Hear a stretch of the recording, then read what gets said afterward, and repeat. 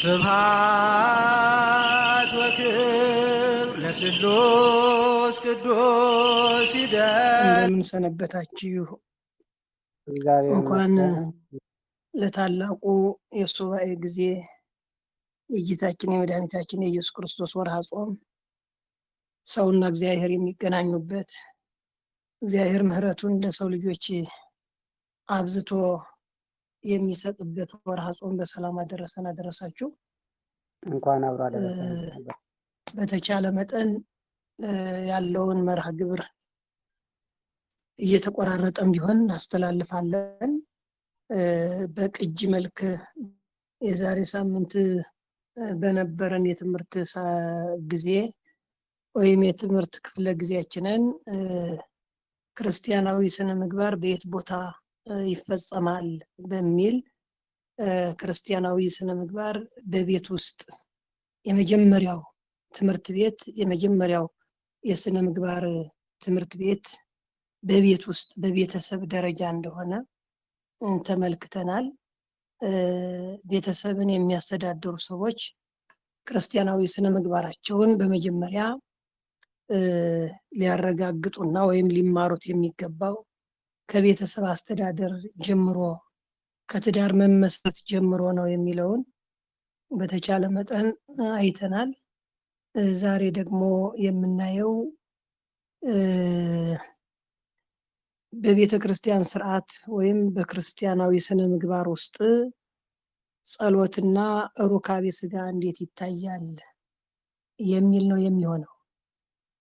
የትምህርታችን ርዕስ የሚሆነው ጸሎትና ሩካቤ ስጋ የሚል ነው የሚሆነው።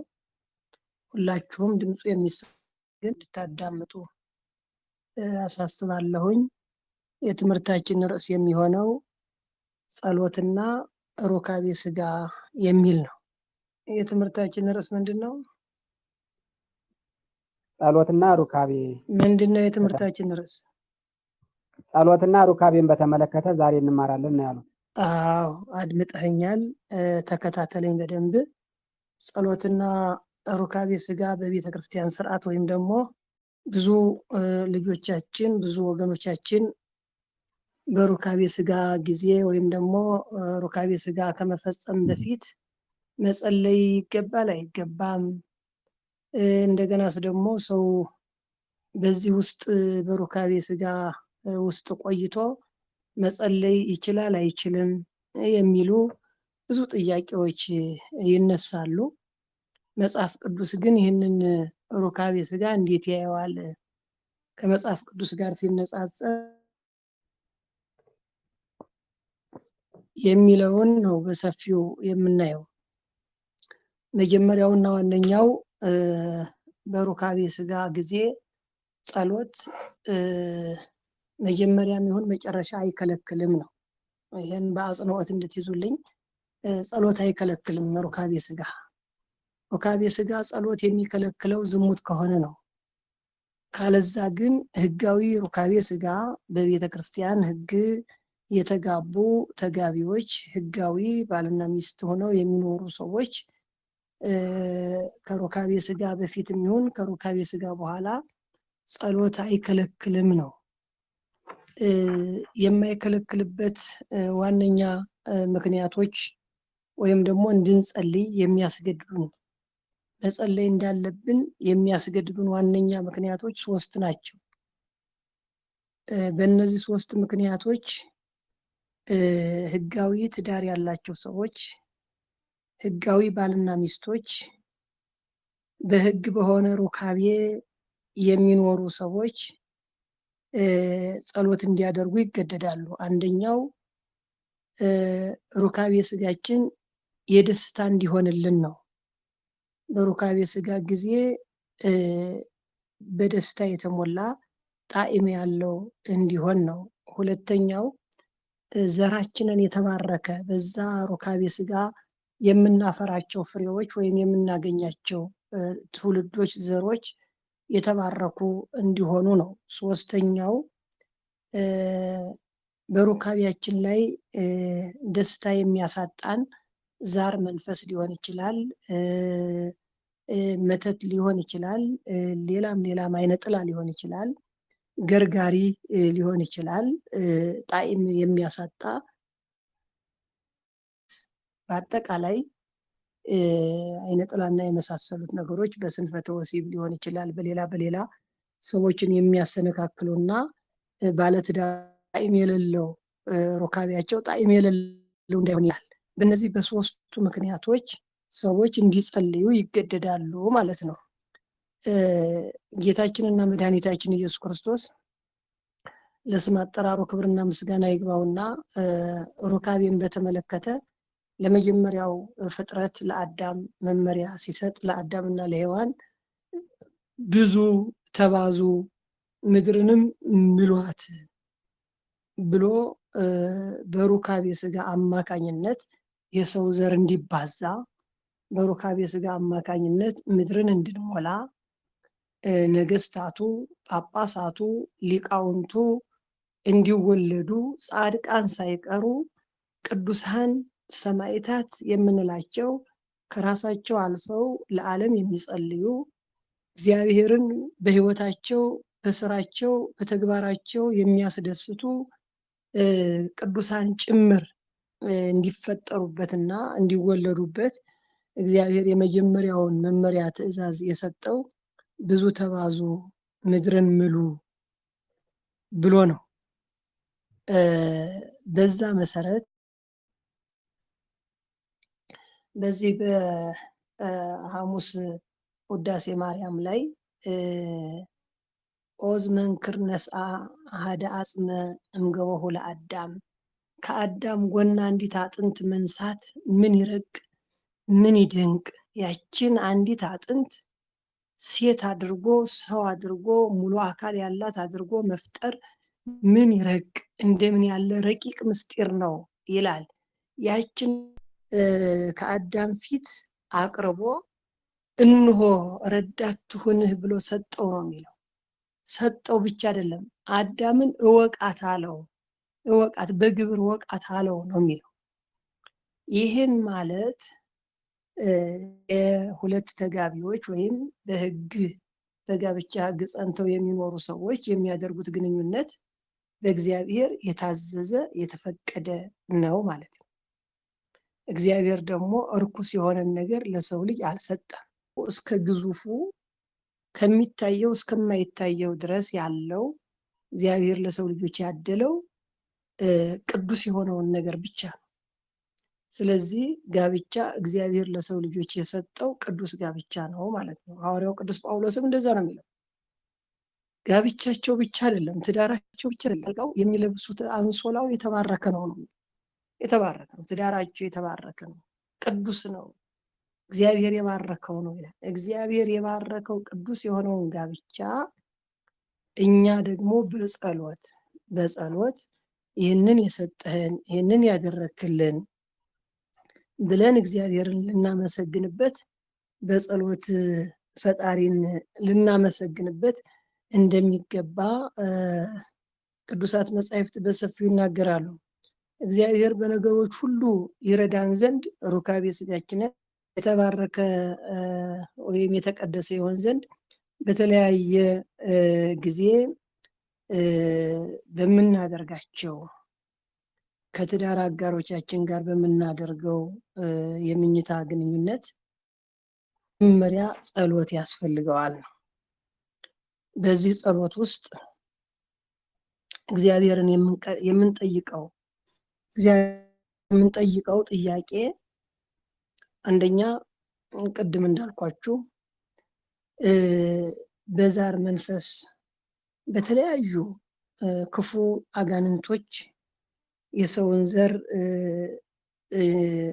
ሰላም እንዳይሆን የሚያደርጉ በባለትዳሮች መካከል በተለያዩ ሰዎች መካከል እየገቡ የሚያደናቅፉ ርኩሳን መናፍስት እንዲታሰሩ አቅም እንዲያጡ ያደርጋል። ጸሎት ትልቅ አቅም ያለው ጸሎት ለመናፍስት ለርኩሳን ለአጋንንት መዶሻ ነው። ጸሎት ለአጋንንት እሳት ነው፣ ያቃጥላል። ጸሎት ለአጋንንት አሳዳጅ ነው። ጸሎት ብሂል ሰዳዲሆሙ ለአጋንንት ጸሎት ማለት የአጋንንት አሳዳጅ ነው። በደስታችን መካከል ጣልቃ እንዳይገቡ ያደርጋቸዋል። እንዲያው በራስ ፍላጎት የሚደረገው ሩካቤ ስጋ ኃጢአት ነው። ዝም ብሎ ሳይጸለይ፣ እግዚአብሔር ሳይለመን፣ እግዚአብሔር ሳይጠየቅ እግዚአብሔር ሆይ ምኝታችን ባርከው፣ በመካከላችን ተገኝተህ ቀድሰን ባርከን። በዛሬው ዕለት የምናደርገው ሩካቤ ስጋ መልካም ዘር የምናፈራበት፣ አንተን የሚያከብሩ አገር የሚጠብቁ እኛን የሚጦሩ ልጆች እንድትሰጠን በዚህ በምናደርገው ሩካቤ ስጋ ደስታችን፣ ስጋዊ ደስታችን፣ መንፈሳዊ እርካታችን የተባረከ እንዲሆን አንተ ባርከው ብለው አለማመስገን ኃጢአትም ጭምር ነው፣ ድፍረትም ጭምር ነው። ትዳሩን በፍላጎታችን የመሰረት ነው፣ በፍላጎታችን ያገኘነው አይነት ያስመስላል ማለት ነው። ምክንያቱ ጠቢቡ ሶሎሞን በምሳሌው መጽሐፉ እንደነገረን መልካም ሚስት ከእግዚአብሔር ዘንድ ነች ይላል። መልካም ትዳር ከእግዚአብሔር ነው፣ መልካም ባልም ከእግዚአብሔር ነው። ትዳሩን የሚሰጥ የሚባርክ፣ የሚያገናኝ፣ የሚያዋሃድ፣ የሚያፋቅር በሁለቱ ተጋቢዎች መካከል ደግሞ ተገኝቶ እኛ በማናውቀው ከወንድ አብራክ ወደ ሴት ማህፀን ትንሽዬ ምራቅ የምታክለውን ፈሳሽ ወስዶ ሰው አድርጎ የሚሰራ ረቂቅ አምላክ የሚገኝበት ነው ሩካቤ ስጋ፣ እግዚአብሔር የሚገኝበት። ምክንያቱ በዛ ሩካቤ ስጋ ላይ እግዚአብሔር ካልተገኘ ልጆች ሊወለዱ አይችሉም። ልጆች እኛ ሩካቤ ስለፈጸምን አይደለም የምናገኛቸው፣ እግዚአብሔር ያንን ሩካቤ ስለባረከው ነው ልጆች የሚገኙት። ለዚህ ነው ነቢየ እግዚአብሔር ቅዱስ ዳዊት ልጆች የእግዚአብሔር ስጦታዎች ናቸው፣ ሰው ስለተላፉ አይደለም፣ አንሶላ ስለተጋፈፉ አይደለም ልጆች የሚያገኙት፣ ልጆች የሚገኙት ከእግዚአብሔር ናቸው ይላል። ከእግዚአብሔር የሚሰጠን ስጦታ ደግሞ የተባረከ እንዲሆን እግዚአብሔርን በጸሎት መጠየቅ። ይህንን አስመልክቶ ህጋዊ ሩካቤ ስጋ በሚፈጽሙ ሰዎች መካከል እግዚአብሔር እንዴት በበረከት እንደሚጎበኝ እንደሚሆን ስንመለከት ታላቁ የቤተ ክርስቲያናችን ሊቅ አባ ሕርያቆስ በቅዳሴው ላይ ቅዱስ ኢያቄምንና ቅድስት ሐናን ሲያመሰግን የሩካቤያቸው ቀን እንደምን የተባረከች ናት ይላል። ድንግል ማርያምን የጸነሱባት፣ ድንግል ማርያምን ያገኙባት ያቺ የሩካቤያቸው ቀን ምን ያህል የተቀደሰች ነች ይላል። ካህኑ ዘካርያስም የክህነት አገልግሎቱን ፈጽሞ ሰሞኑን ፈጽሞ ወደ ቤቱ ወደ ቅድስት ኤልቤጥ ወደ ባለቤቱ ሂዶ ሲገናኝ ጸለየ ነው የሚለው። ቀድሞ ጸለየ። መልአኩ ታይቶት ስለነበረ በቤተ መቅደስ መልአኩ አነጋግሮት ስለነበረ ጸለየ ነው የሚለው። የጸሎቱ ውጤት ደግሞ የተገኘው ቅዱስ ዮሐንስ ነው። አባ ጊዮርጊስ ዘጋስጫ ደግሞ እንዲሁ እነ ቅድስት ኢያቄምንና ቅድስት ሐናን ሲያመሰግን አርጋኖን በሚባለው መጽሐፍ ላይ ተጽፎ እንደምናገኘው ይህችን ሰዓት፣ ይህችን ጊዜ፣ ይህቺ ንጽሕት ሙሽራ የወለዳችሁባትን ኢያቄምና ሐናን እናደንቃችኋለን። የማትነቀፍ የእስራኤል ድንግል የተባረከችው ፍሬ የተጸነሰችበት የሩካቤያችሁ ቀን ንጽሕት ቅድስት ናት ይላል። እሷን ያገኛችሁባት የሩካቤያችሁ ቀን ያቺ ቀን የተቀደሰች ነች ይላልና የሚችሉ ለሀገርና ለወገን ጠቃሚ ሊሆኑ የሚችሉ ሰዎች ልጆችን ለማፍራት ሩካቤ ስጋችን የተቀደሰ ሊሆን ይገባል፣ በጸሎት የተባረከ ሊሆን ይገባል። ዛሬ ያው እንደሚታወቀው ለሁሉ ግልጽ የሆነ ከላይ እስከታች ያለው መሪውም ተመሪውም አስተማሪውም ተማሪውም የጋብቻው ስርዓት ስለተዛነፈ ወይም ደግሞ ጋብቻችን የተባረከ ጋብቻ ስላልሆነ ወይም ደግሞ በምናደርገው ሁሉ እግዚአብሔርን በጸሎት ስለማንጠይቀው በጸሎት ሳንጠይቅ የምናደርገው ሩካቤ ስጋ ጸሎት የማይፈልጉ ልጆች እንዲወለዱ ያደርጋል። ሳናስባርክ የምናደርገው ሩካቤ ስጋ ያልተባረኩ ልጆች እንዲወለዱበት ይሆናል። መቼም ቅዱስ መጽሐፍ መልካም ዛፍ መልካም ፍሬ ያፈራል፣ መራራ ዛፍ ደግሞ መራራ ፍሬ ያፈራል ነው የሚለው። ከክፉ ዛፍ መልካም ፍሬ ሊገኝ አይችልም፣ ከመልካም ዛፍ ደግሞ ክፉ ፍሬ አይገኝም። ስለዚህ እኛ በትዳር ወይም ደግሞ በህጋዊ ቤተክርስቲያን ስርዓት ወይም በተለመደው ህጋዊ ሶስት የጋብቻ ህጎች አሉ። አንደኛውና ዋናው በቤተክርስቲያናችን ስርዓት የተለምዶ በባህል በሀገር ሽማግሌ በክብር የሚፈጸም ጋብቻ ነው። ሶስተኛው ደግሞ በመዘጋጃ ወይም በመንግስት በኩል የሚፈጸመው ጋብቻ ነው። ዞሮ ዞሮ በዛም ይሁን በዚህ ህጋዊ ጋብቻ ባልና ሚስት ሆነው 80 አስረው እስከኖሩ ድረስ ጋብቻ ይባላል። ዝሙት አይባልም፣ ጋብቻ ነው የሚባለው። በዚህ ጋብቻ ውስጥ ታዲያ እንግዲህ ቤተ መንግስቱ የጋብቻ ውጤት ነው፣ ቤተ ክህነቱ የጋብቻ ውጤት ነው፣ ህዝቡ በአጠቃላይ የጋብቻ ውጤት ነው። ይሄ ህዝብ መልካም መሪ ለማግኘት የተባረከ መሪ ለማግኘት ትዳሩ በእግዚአብሔር የተባረከ መሆን አለበት። መልካም የሆኑ ጳጳሳት፣ መልካም የሆኑ ካህናት፣ መልካም የሆኑ መነኮሳት መሆን አለበት። እኛ በዘፈቀደ ዝም ብሎ የሚሰማን ምግብ እንኳን ከገባችን በፊት ስብሐት እንላለን፣ እንጸልያለን። አቡነ ዘበሰማያት ይህን ማዕድ ባርከው እንላለን። ማዕዱን እናስባርካለን። በእግዚአብሔር ዘንድ የተባረከ እንዲሆን የምንመገበው ምግብ ለመስገድ ለመጸለይ የሚያበረታታ እንዲሆን፣ ለግድያ ለዝሙት እንዳያነሳሳን፣ ይሄ የምንመገበው ምግብ ለጸሎት የሚረዳ ለመልካም ነገር የሚረዳ እንዲሆን፣ ለሰውነታችን ተስማሚ እንዲሆን አምላክ ሆይ ባርክልን ብለን በአቡነ ዘበሰማያት ደግመን እንበላለን።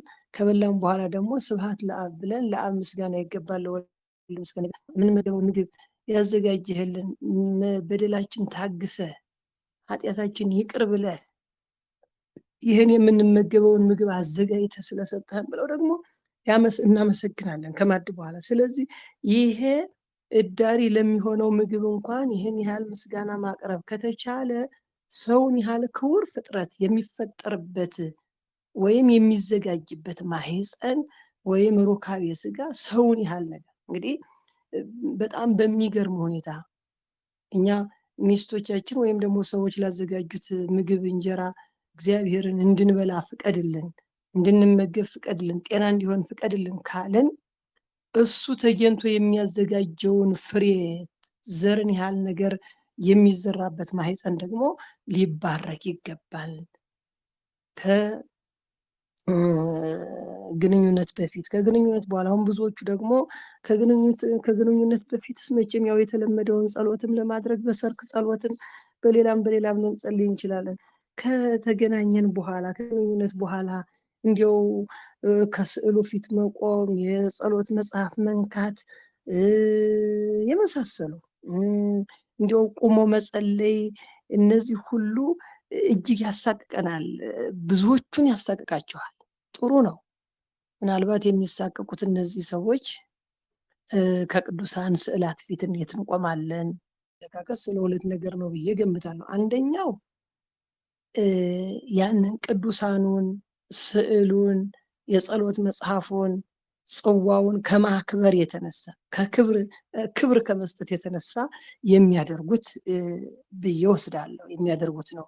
ሁለተኛው ደግሞ በጣም የሚያሳዝነው ያደረጉት ግብረ ስጋ ግንኙነት ወይም ደግሞ ሩካቤ ስጋ ርኩስ እንደሆነ አድርገው የሚገምቱ ደግሞ አሉ።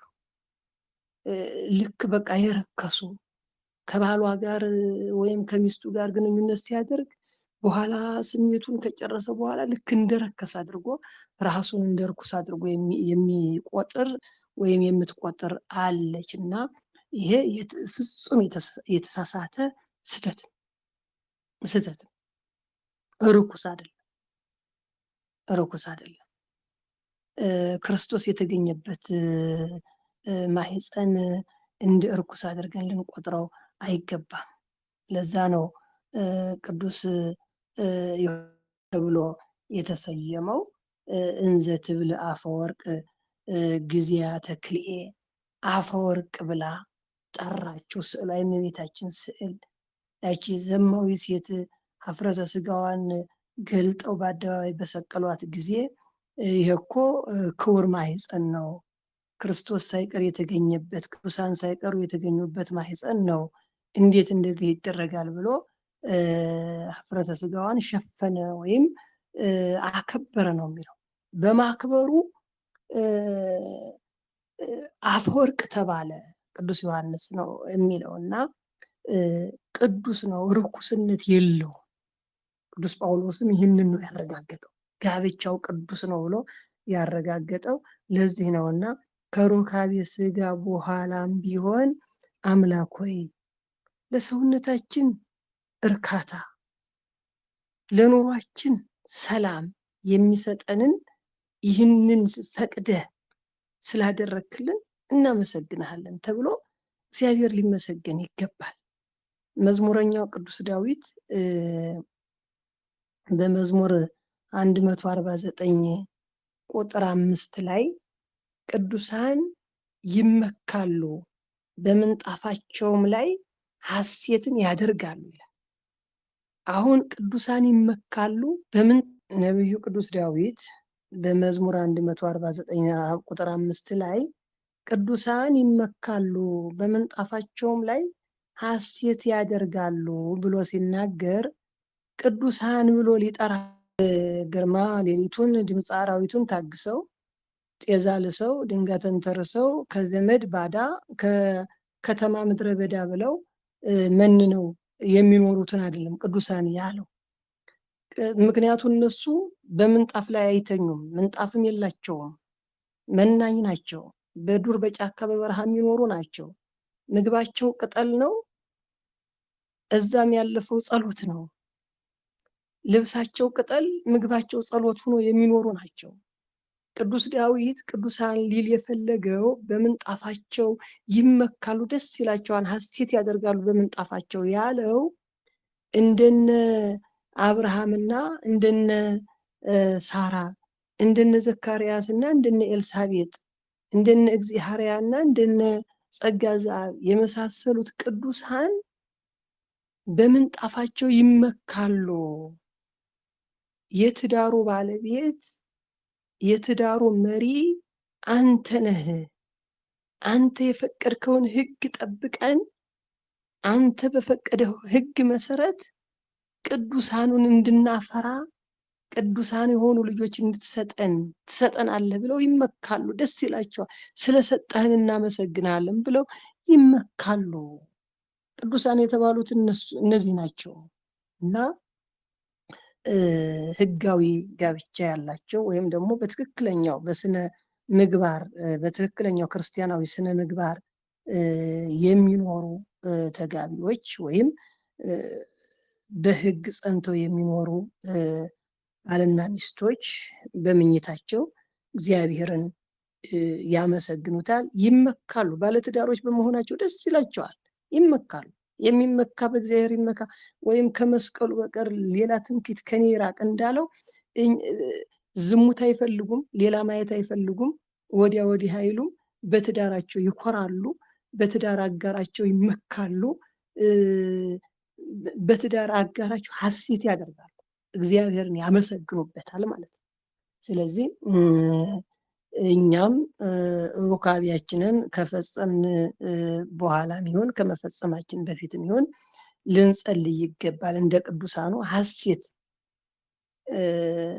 ሐሴትን በመንፈሳችን ደስታን በስጋችን የተሞላ እንዲሆን ደስ ብሎን ፈጣሪያችንን ልናመሰግነው ይገባል። ይህንን ያደረክ እግዚአብሔር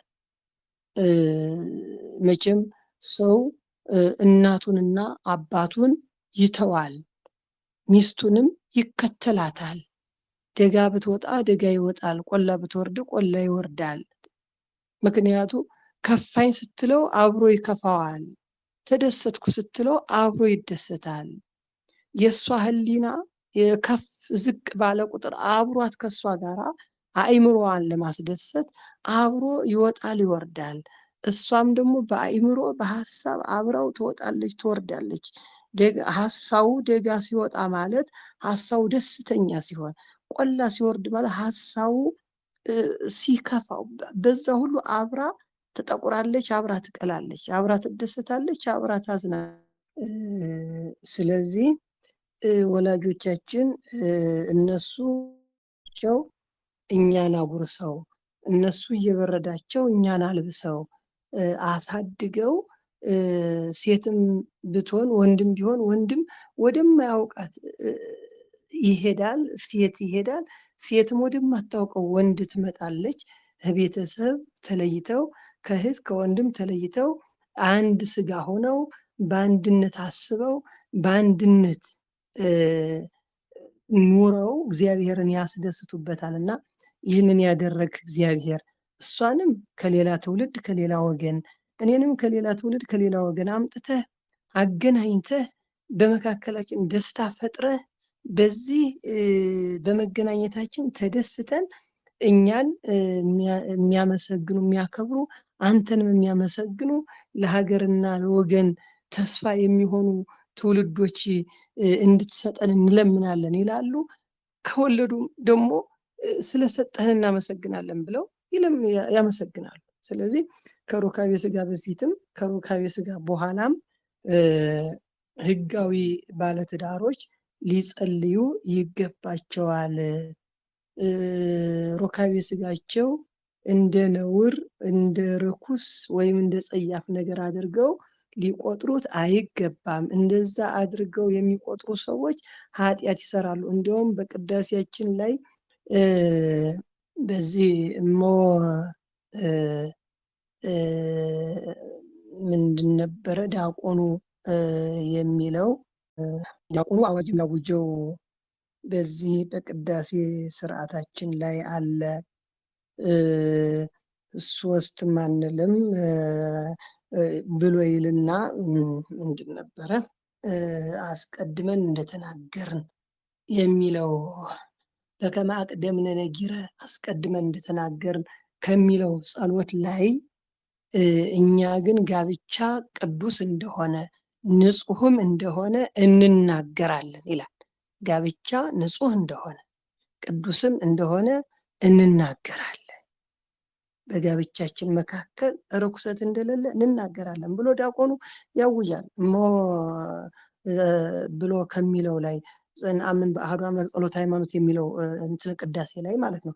በቅዳሴያችንም በወንጌላችንም በሁሉም መጻሕፍቶቻችን ጋብቻ ቅዱስ እንደሆነ ክቡር እንደሆነ በጋብቻ መካከል የሚደረገውም አውስቦ ወይም ደግሞ ሩካቤ ስጋ ቅዱስና ፈቃደ እግዚአብሔር ያለበት መሆኑን አምነን እግዚአብሔር ላደረገልን ነገር ሁሉ እግዚአብሔር ልናመሰግንበት ይገባል። እና እንግዲህ ሩካቤ ስጋና ጸሎት በሚል ርዕስ እግዚአብሔር እንደፈቀደ መጠን እስከዚህ ድረስ ተማምረናል። ምናልባት ጥያቄ ካለ በድምፅ መቆራረጥ ምክንያት ያልሰማችኋቸው ካሉ መልስ መስጠት ይቻላል፣ ጥያቄ ማቅረብም ይቻላል። እግዚአብሔር ቢፈቅድ ለሚቀጥለው ደግሞ በዚህ ህጋዊ ሩካቤ ስጋ በህጋዊ ሩካቤ ስጋ መካከል የሚገኙ ጥቅሞች እና ወይም ደግሞ በሌላኛው መልክ በሚደረገው የዝሙት አውስቦ ምን ያህል ጉዳት እንዳለው እሱንም ልናይ እንችላለን። ቅድመ ሩካቤ ስጋስ ደግሞ ሰዎች እንዴት ዝግጁት ሊዘጋጁ ይችላሉ፣ ዝግጅቱስ እንዴት ሊሆን ይችላል የሚለውንም ከመጽሐፍ ቅዱስ ጋር እያነጻጸርን ልንመለከት እንችላለን። ለዛሬ ግን ሩካቤ ስጋና ጸሎት ወይም ጸሎትና ሩካቤ እንደ ቤተ ክርስቲያን አስተምህሮ ወይም ደግሞ እንደ ክርስቲያናዊ ስነ ምግባር ምን ሊመስል ይችላል የሚለውን አይተናል።